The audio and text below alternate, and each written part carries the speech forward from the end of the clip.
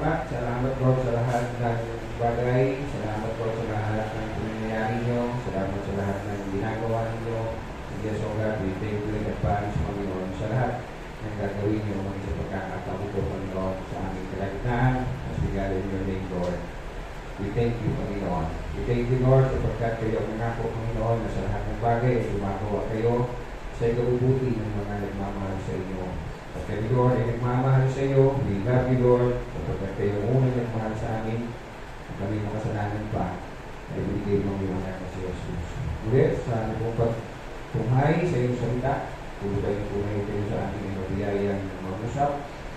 Dito pa lang, kami nagpapasakot, nagpapaturo. Tulungan kami sa aming pakikinig at kayo po ito sa patuloy ng magpala sa pangangalan ng iyong salita. Salamat po sa marami kayong pagkat po sa buhay ng bawat isa na narito. Hindi po sa amin po inaasahan, Panginoon, sa iyong kapurihan, sa iyong karangalan. Sa aming panalangin ng may panasalamat sa pangalan ni Jesus. Amen. Lord, kaya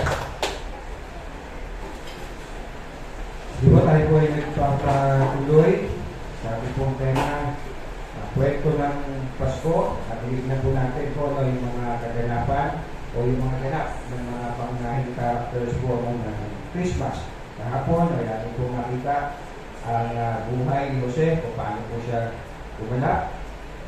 Isa po sa nasa isip, nasa sa puso ko po yung kanya pong talagang pagiging matuwid. No? Handa po siya sumunod sa Panginoon anuman ang kapalit. At of course, no, sa lahat po, hindi dahil po kay Jose, kundi dahil meron po Diyos na nagmahal sa amin ng kayo lamang, kaya nagkaroon po tayo ng Pasko. Natunghayan po natin ang ating pong salita ng Panginoon sa Luke chapter 1, page 73. Lucas, kabanatang 1, pahinga 73. At ang ating pagbubulit-bulayan ay simula verse 26 hanggang 38. Luke chapter 1 o Lucas, kabanatang 1, 26 hanggang 38, page 73.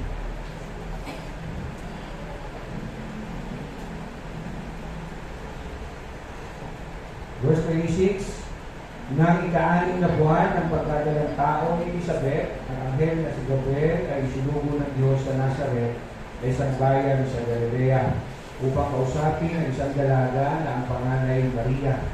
Siya ay nakatakda ng ikasal kay Jose, isang lalaking buhat sa angkan ng David.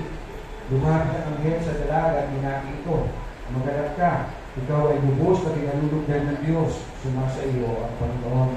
Nagutuhan si Maria sa sinabi ng anghel at inisip niyang mabuti kung ano ang kahulugan ng ganong pagbati.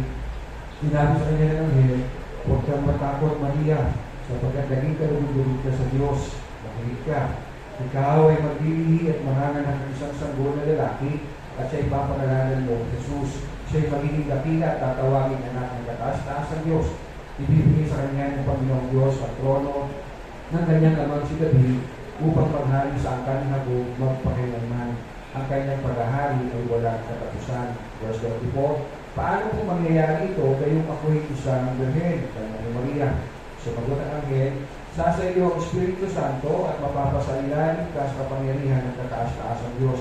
Dahil dito, ang isisilang mo'y banal at tatawagin anak ng Diyos. Hindi ba ang kamag-anak mong si Elizabeth ay bao? Gayon man naging siya at ngayon ika-6 na buwan na ang kanyang pagdadalang tao kahit na siya ay matanda na, sapagkat wala ng magbagay na hindi kaya gawin ng Diyos." Sumagot si Maria, "Ako'y alipin ng Panginoon, mangyari nawa sa akin ang iyong sinabi." Pagkatapos, umalis ang anghel. Ang Diyos po ang pagpala sa pagbasa po ng kanyang pong salita. Pero tingnan po natin kung paano ang naging ganap ni Maria sa araw po ng Pasko. Kung meron pong karakter, no, sa Kapaskuhan na talagang masasabi natin, no, kilala ay ito na si Maria. Si Maria. At maaaring nga masabi natin, no, na mas kilala pa siya, no, kaysa sa Panginoong Jesus, no, sa dami ng mga title na tinanggap po ni Maria, no. Nandiyan ang Immaculate Conception, the Virgin Mary, Mother of God, Queen of Heaven, at marami pati ba, Lady of Fatima, Mother of Bethlehem, Alala ko po, ay isa po ito sa aking pong naging ang tawag yan, devotion. Ako po yung member po ng Immaculate Conception. Ako po yung member ng Seven Heart of Mary. At marami pa po iba. Yes, meron din po siyang title na Redemptoris Mater, na hindi po sabihin na siya po ay mediatrix o siya po ay tagapamagitan sa Diyos at sa tao. At kailan lang po ito, binigay ang title nito kay Mary, 1987. So, wala pa pong 4 na dekada ang nakaraan. Nagbigay po ang title na ito na siya ay tagapamagitan sa Diyos at sa tao. But ang Panginoong Jesus, 2,000 years ago pa, siya ang tumanggap ng tunay na title na bibili ito, tagapamagitan sa Diyos at sa tao. Siguro maganda tumayan natin sa 1 Timothy chapter 2, page 268. Unang Timoteo, kabanatang 2, page 268. Isang talata na kung babasahin natin, verse 5, 268. 1 Timothy chapter 2, unang Timoteo, kabanatang 2, bilang 5. Sapagkat iisa ang Diyos at iisa ang tagapamagitan sa Diyos at sa mga tao, ang taong si Kristo Jesus. So, napakalinaw po, very clear na yes, iisa ang Diyos, iisa ang Diyos, tatlong persona, amen, Ama, Anak at Espiritu Santo. Upang iisa ang Diyos, iisa lang din ang tagapamagitan sa Diyos at sa tao. Walang iba kundi ang taong si Kristo Jesus. Again, I hope you say, pastor, tao lang na. Remember, si Jesus ay Diyos na nagkatawang tao. Now, punta po tayo sa 30 puntos. Una po, ang pinahayagan ng anghel. Ang pinahayagan ng anghel, and obviously, ang tumanggap po ng papahayagan ito ay walang iba si Maria. So verse 26-28, sinasabi si Maria ay taga Nazareth at nakatakdang ikasal kay Jose. At ayon po sa kultura po ng mga Hudyo, ang batang babae ay maaari pong ikasal kahit 13 taong gulang pa lang. At marami yung sasabi na si Mary ay in her early teenage life. So nasa 13, 14, 15 lamang gulang si Maria na siya ay ikakasal kay Jose. At marahil mo sa panahon natin, pag narinig natin ito, mapapataas ang kilay natin, lalo-lalo na mga magulang. Ay, hindi pwede yan. Bata-bata pa lang anak ko, pangarap ko mapagtapos siya ng pag-aaral, marahil pa ako gusto mangyari sa buhay ng anak ko. Ayaw ko. Pero yes, sa kultura po ng Hudyo, maliban po sa kanilang kultura na ito, talagang mahigpit nilang ino-observe, yung no sex outside marriage. So, kapag ito'y malinaw po na utos ng Diyos. Sa panahon natin, nakakalungkot mo kahit mga teenager, maraming na po mga karanasan ng sex outside marriage. Nakita natin kahapon kay Jose. Bakit na naisipan niya hiwalayan si Maria, kahit mahal na mahal niya, dahil hindi siya makapaniwala na magbubuntis si Maria ay hindi dahil sa tao, kundi sa kapangyarihan ng banal na Espiritu. So talagang very observant sila sa hindi lang sa kultura na yun, kundi talagang sa utos ng Lord na sex outside marriage ay kasalanan. Then, may ask, bakit ihiwalayan niya? Hindi pa naman sila talaga kasal. Marami tanong natin yung gano'n, Ito pwede naman makipag-break up na lang si Jose. Well, sa kanila po, sa panahon natin, mas kilala yan engaged. Minsan, tinanong ako ng asawa ko, wala man lang akong engagement ring, kasal na. Sabi ko, utang bulang yan rin, So, sabi sa panahon nila, yung engagement ano na po yun, kasal na. In effect, meaning, ang kaiba, ang hindi na lang po pwede nilang gawin habang sila ay naka-engage ay hindi sila pwede pang mag-sitting for 1 year. After 1 year, doon na po darating po yung seremonya ng kasal. But they are already considered as married. Kaya nga, yung hiniwalayan ni Jose si Mary, yes, di pa sila kasal, pero divorce na ang gagawin ni Jose. Dahil hindi siya makapaniwala na si Maria na ay nagkada ng tao sa kapangyarihan ng banal na Espiritu. Again, ganun po yung kultura nila. Again, hindi lamang po yung kultura nila na as young as 30 years old, no, pwede na mag-asawa, ay talagang ino-observe po nila yung sex outside marriage is a sin. Now, second point, tignan natin ang pinahayagan ng anghel. Ang pinahayagan ng anghel. So, ang pinahayagan ay walang iba si Maria. Ang pangalawang punto, sabi, ang pinahayag ng anghel. Ang pinahayag ng anghel. From verse 28 to 33. Ang bungad po ng pagbati po ng anghel kay Maria, magalak ka, verse 28, ikaw ay lubos ng inalulugdan ng Diyos. Sumainyo ang Panginoon. Pero tingnan niyo po naging reaction po ni Maria sa pagbati po ng anghel. Verse 29, naguluhan si Maria sa sinabi ng anghel at inisip niyang mabuti kung ano ang kahulugan ng ganoong pagbati. Yung salita po itong naguluhan, no, ay hindi lamang po sa hindi niya lubos maisip yung pagbati ginawa po ng anghel, kundi mayroon po siyang takot na naramdaman. Ang sinasabi ng dokumentaryo, hindi lang takot, kundi takot na takot. Now, maramdaman natin, bakit po siya pastor matatakot? Ang hilya ng Panginoon, no, na nagsalita, nagpahayag sa kanya ng pagbati. Pero sa kadalang kasulatan, ma-observe natin, pag mayroon pong anghel, no, na may dalang mensahe, usually, ang kanya pong dala ay pagpaparusa ng Diyos. Masamang balitay, nga. At last tayo ng kaunti, sa verse 11, Luke chapter 1 pa rin, here, no, ang tinanggap po ng tatay po ni Zacarias, ang revelation patungkol sa panganganak ng kanyang asawa, no, ng Baal-Baal. Sa Luke chapter 1, page 73, verse 11 and 12. 11 and 12 ng Luke 1, kung nakita niyo po, samahan niyo po sa pagbasa. Nagpakita sa kanya doon ang isang anghel ng Panginoon na nakatayo sa bintana ng altar na sulugan ng insenso. Nasinda si Zacarias at natakot nang makita niya ito. So, hindi sa reaksyon ni Zacarias, natakot siya, katulad ni Maria. Sa chapter 2, ganito pa rin ang pagbabasa natin, page 75. Ang anghel naman, no? Si anghel Gabriel pa rin ito, nagpakita naman sa mga pastor. Luke chapter 2, page 75, verse 30. Sinabi sa kanya, verse 9, Luke chapter 2, verse 9. At tumayo sa harapan nila isang anghel ng Panginoon at nagdiwanag sa kapaligiran nila kalwalatian ng Panginoon, ganun na lamang ang kanilang pagkatakot. So talagang common po yan, o yung initial reaction ng mga tao na nakakarasan sa papakita ng anghel ay pagkatakot. Dahil common ang dalan sa loob ng magtipan, makikita natin, common yung dalan po nila ay masamang balita. So si Mary, ganun din po, siya po ay nagkaroon po ng takot. Then sabi po ng verse 30, kaya sabi ng anghel sa kanya, verse 30 sa ating text of chapter 1, sinabi sa kanya ng anghel, huwag kang matakot, Maria, sapagkat naging kalubog-lubog ka sa Diyos. Ano pong pinahayag ng anghel kay Maria?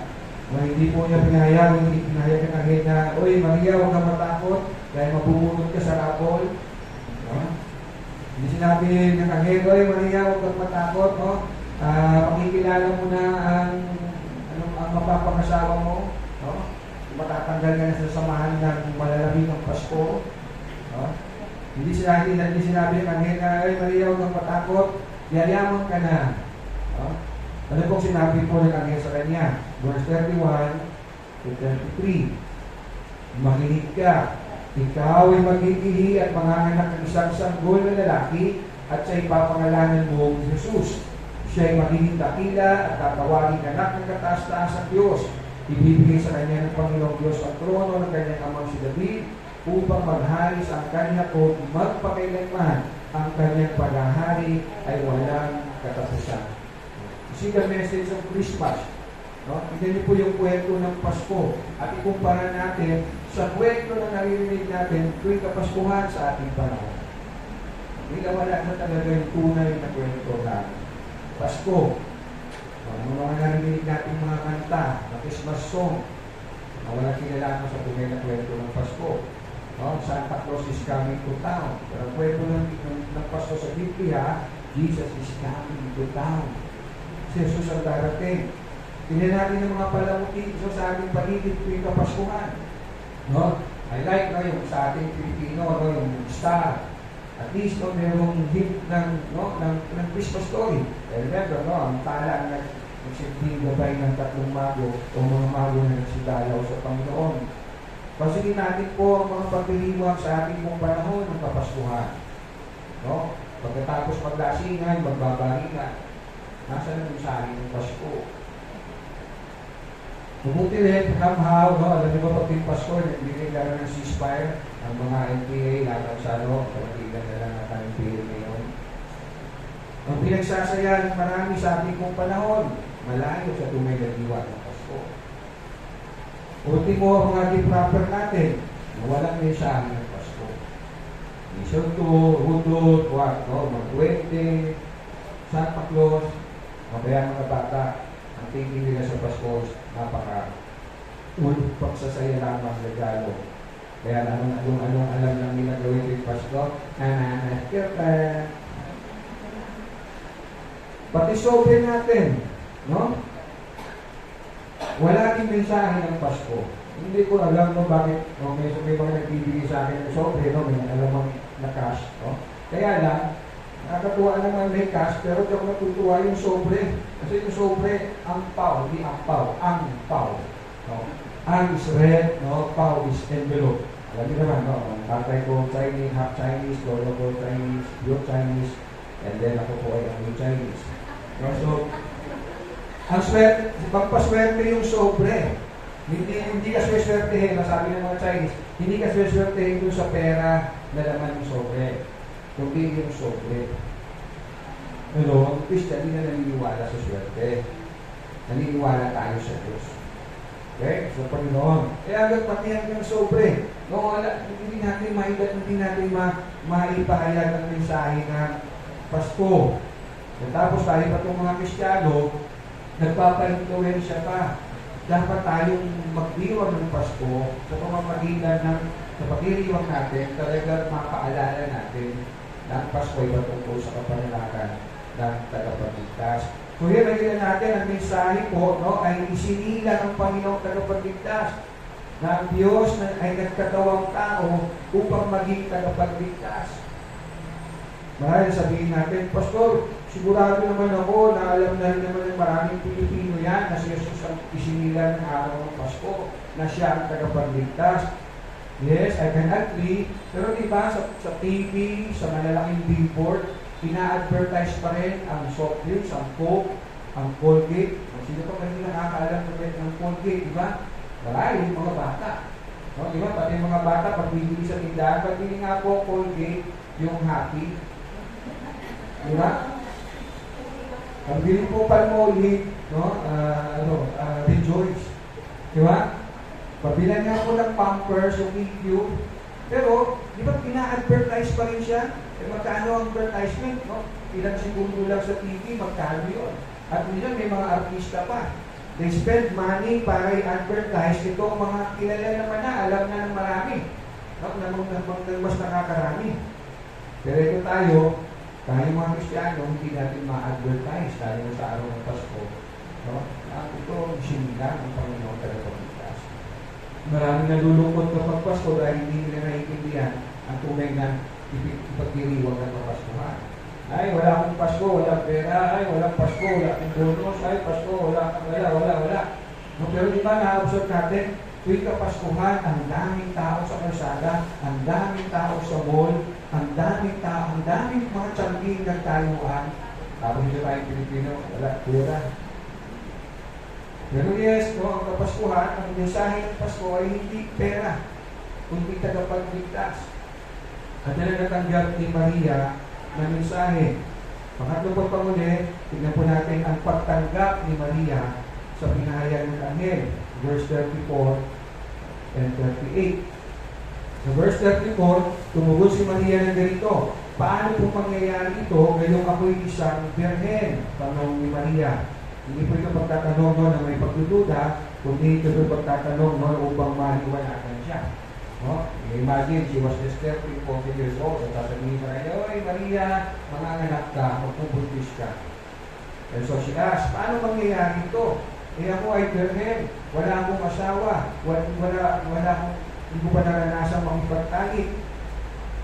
Kaya sumagot ang anghel ng ganito, verse 25 to 37, sumagot ang anghel, isa sa iyo ang Espiritu Santo at mapapasailalim ka sa kapangyarihan ng kataas-taas ng Diyos, dahil dito ang isisilang mo'y banal at tatawaging anak ng Diyos, hindi ba ng kamag-anak mo si Elizabeth ay baog, kayo'y may gandi siya, kayo'y kaanin ng buwan na ang kanyang pagkatalang tao.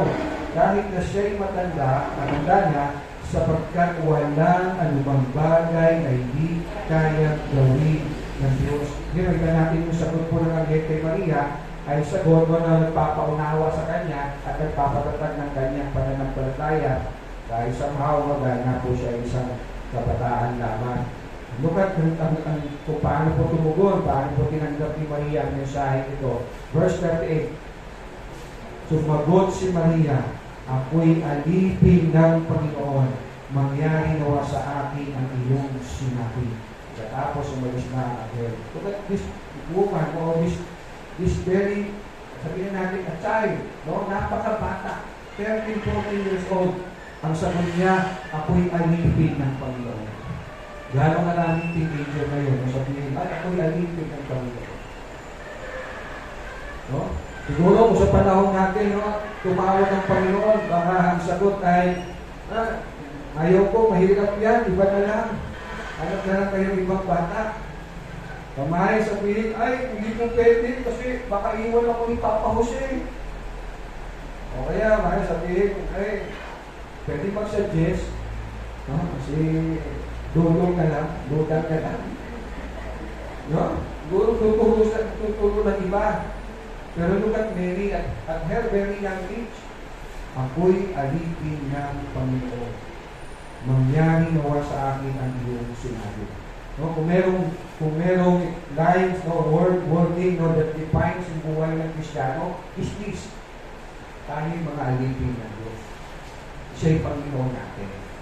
Ang buhay natin ay sumasampalataya sa Kanya, sumunod sa Kanya. Here we will end. Makibukas po tayo at kung nakita po natin, tayo po sa po kayo sa natin. Luke chapter 6, page 83. Binasa na natin ito, I think, ng last week. Luke chapter 6, page 83, verse 46. Kung nakita niyo po ninyo, tayo ay tatayo and then we will read. Verse 46 ng Luke chapter 6. Luke chapter 6, verse 46. Bakit ninyo ko tinatawag na Panginoon, Panginoon, ngayon hindi naman inyong tinutupad ang sinasabi ko. At yung dalangin, Lord, muli salamat. Salamat, Lord, sa buhay ni Maria, Panginoon, na naging isang tunay na halimbawa ng pagsunod sa iyo, ng pananampalataya sa iyo, dahil sa kanyang murang bilang, Panginoon, ay natutunan niya, Panginoon, na magpasakop at sumunod sa iyong kalooban. Kahit na hindi niya lubos pang naiintindihan, nagbibinugan kahit na may mga kalapit ito, mga paghihirap. Lord, hindi salamat sa buhay niya. At humingi kami ng tawad sa mga pagkakataon doon na napipili namin, sundin ang kalooban namin kaysa sa kalooban mo, Panginoon. Salamat sa araw ng Pasko na nagpapaalala sa amin na mayroong Diyos na nagmahal sa amin na kayo niya lamang na ibigay niya ang kanyang kahit sa isang tunakan. At kayo lang iba, kaya namin Panginoon sa pagkaklas sa Jesus. Palahin mo ang buhay ng bawat isa na narito, kayo patuloy na magpalad, kumagtagpo sa lahat ng kanilang pangailangan, as you promise, Lord, ay daragdag mo ang aming pangailangan. Siya na nag-inuna ng patuwiran ng kalooban. Salamat po, tulog namin narating in Jesus' name we pray. Amen. So ngayon walang hanggang biyaya ng ating Panginoon sa Kristo, ang hindi nagmamalig na pag-ibig ng Diyos Ama, at ang pag-ibig at kapangyarihan ng Santong Espiritu, at mula ngayon at magpangailan na. Amen. Amen. Magandang hapon po, and God bless you.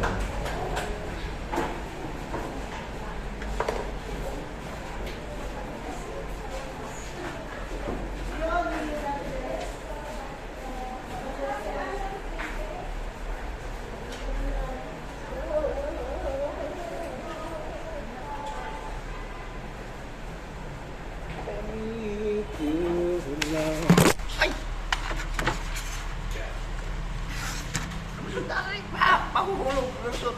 Yung? Cellphone. Ayan, sumabit. Yeah.